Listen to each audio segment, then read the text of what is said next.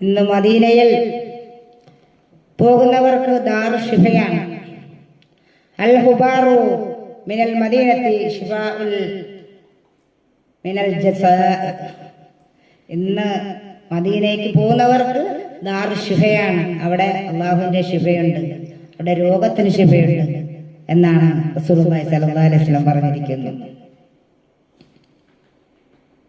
അപ്പോൾ മക്കയിലേക്ക് പോകുന്ന റമളാൻ മാസത്തിലെ മക്കയിലും മദീനത്തിലും എത്തുന്നവർക്ക്, അതിന് മദീനയിൽ എത്തുന്ന ആൾക്കാർക്ക്, ആ മദീനയിലുള്ള അറബി കുട്ടികൾ പോലും കൈപിടിച്ചുകൊണ്ട് പറയും, ഫുത്തുറുൽ മാന, ബാ ഞങ്ങളുടെ കൂടെ നോമ്പ് തുറക്കാം, ബാ നോമ്പ് തുറക്കാം, ഞങ്ങളുടെ കൂടെ വരൂ വരൂ, ഫുത്തുറുൽ മാന ഫുത്തുറുൽ മാന എന്ന് പറയും.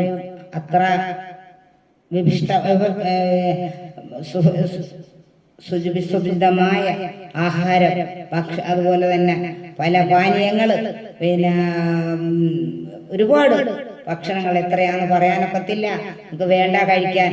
ആ രീതിയിൽ ഭക്ഷണം ഈ റമളാൻ മാസത്തിൽ കൊടുക്കുന്നതാണ്. അറബിക്കുട്ടികൾ നമ്മളെ കൈക്ക് പിടിച്ചുകൊണ്ട് പോകുന്നതാണ്. അത്രയും രീതിയിൽ വിശിഷ്ടമായ ഭക്ഷണങ്ങളും പാനീയങ്ങളും നല്ല രീതിയിൽ ആ പരിശുദ്ധ റമളാൻ മാസത്തിൽ അവിടെ കൊടുക്കുന്നതാണ്.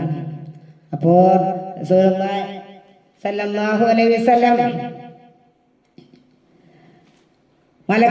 മലക്കുകളെ പോലെ ജീവിച്ച, മലക്കുകൾ സഞ്ചരിച്ചതുപോലെ സഞ്ചരിച്ച, മലക്കുകളോട് സംസാരിച്ച സമ്പൂർണ്ണ മനുഷ്യനായിരുന്നു, അസാധാരണ മനുഷ്യനായിരുന്നു റസൂലുള്ളാഹി സ്വല്ലല്ലാഹു അലൈഹി വസല്ലം. ഉറങ്ങിക്കിടന്ന റസൂലുള്ളാഹി സ്വല്ലല്ലാഹു അലൈഹി വസല്ലമെ മിഅ്റാജിന്റെ രാത്രിയിൽ ജിബ്രീൽ ബഹുമാനപ്പെട്ട ജിബ്രീൽ അലൈഹി സ്വലാത്തു വസ്സലാം വിളിച്ചുകൊണ്ട് പോവുകയാണ്. ഇവിടത്തേക്ക് ബൈത്തുൽ മുഖദ്ദിസ് എന്ന പള്ളിയിലേക്ക് കൊണ്ടുപോയും അവിടെ നിന്നും പ്രത്യേക ഒരു വാഹനം, ബുറാഖ് എന്ന വാഹനത്തിൽ കയറി ആകാശങ്ങളും അവിടെ എത്തിയപ്പോൾ സിദ്റത്തുൽ മുൻതഹ എന്ന സ്ഥലത്തെത്തുകയും അവിടെ നിന്ന് തന്നെ ജിബ്രീൽ അലൈഹി സലാം പറഞ്ഞു, ഏ നബിയെ, റസൂലുള്ളാഹ്, ഇനി എനിക്ക് കൂടെ വരാൻ പറ്റില്ല, ഞാൻ ഇനി പോകുകയാണ്, നിങ്ങൾ ഇനി തനിയെ പൊയ്ക്കൊള്ളുക നബിയെ എന്ന് പറഞ്ഞു വഴി കാട്ടിക്കൊടുത്തു. പക്ഷെ നബി പറഞ്ഞു, ജിബ്രീലെ, നിങ്ങൾ എന്റെ കൂടെ വരിക, നിങ്ങൾ എന്റെ കൂടെ വാ എന്ന് പറഞ്ഞപ്പോൾ ബഹുമാനപ്പെട്ട ജിബ്രീൽ അലൈഹി സലാം പറഞ്ഞു, തഖദ്ദം, ഇനി എനിക്കൊരടി മുന്നോട്ട് വെക്കാൻ പറ്റത്തില്ല, ദഹനി തഖദ്ദം, കാരണം ഞാൻ ഇനി ഒരു അടി മുന്നോട്ട് വെച്ചാൽ ഞാൻ കത്തിപ്പോവും നബിയെ, നിങ്ങൾക്കുള്ള സ്ഥലമാണ്. അപ്പോൾ അതുപോലും മലക്കൾക്ക് പോലും പ്രവേശനമില്ലാത്ത അള്ളാഹുവിന്റെ ദൂതനായ, ഏറ്റവും അല്ലാഹു തആല എല്ലാ ആവശ്യങ്ങൾക്കും റസൂലുള്ളാഹി സ്വല്ലല്ലാഹു അലൈഹി വസല്ലം അല്ലാഹുവിന്റെ ഹബീബിലേക്ക് അയക്കുന്ന ദൂതനായ മലക്കിന് പോലും പ്രവേശനമില്ലാത്ത സ്ഥലത്തേക്കാണ് നമ്മുടെ ആദരവായ മുഹമ്മദ് മുഹമ്മദ് റസൂലുള്ളാഹി സ്വല്ലല്ലാഹു അലൈഹി വസല്ലം കയറി ചെല്ലുന്നത്.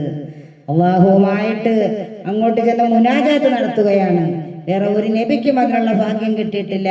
ബഹുമാനപ്പെട്ട മൂസാ നബി അലൈഹി സ്വലാത്തു വസ്സലാം വളരെ ആഗ്രഹം, എനിക്കൊന്ന് അള്ളാഹുവിനെ കാണണം, അള്ളാഹുവേ അള്ളാഹുവേ എനിക്കൊന്ന് കാണണമല്ല, അള്ളാഹുവിനെ എനിക്കൊന്ന് കാണണം. വേണ്ട മൂസ, എനിക്ക് നിനക്ക് എന്നെ കാണാൻ കഴിയില്ല മൂസ, പറ്റില്ല മൂസ. അല്ല അല്ലാ, എനിക്കൊന്ന് കാണണമല്ല, എന്റെ ആഗ്രഹമാണ് അല്ല, എനിക്ക് വളരെ കൊതിയാണല്ല എന്ന് പറഞ്ഞപ്പോൾ അവസാനം അല്ലാഹു സുബ്ഹാനഹു വ തആല പറഞ്ഞു, നാൾ തുറീസന, പർവ്വതത്തിന്റെ പർവ്വതത്തിലേക്ക് നിങ്ങൾ വന്നുകൊള്ളുക, അവിടത്തേക്ക് ഞാൻ എത്തിക്കൊള്ളാം എന്ന് അല്ലാഹു പറയുകയാണ്. പക്ഷേ ബഹുമാനപ്പെട്ട മൂസാ നബി അലൈഹി സ്വലാത്തു വസ്സലാം ആ പർവ്വതത്തിന്റെ അടുത്തേക്ക് പോലും എത്തിയില്ല. അതിനു മുമ്പേ അള്ളാഹുവിന്റെ ഒളിവൊന്ന് കണ്ടതേ ഉള്ളൂ. അള്ളാഹുവിന്റെ ഒളിവ് കണ്ടതും ബഹുമാനപ്പെട്ട മൂസാ നബി അലൈഹി സ്വലാം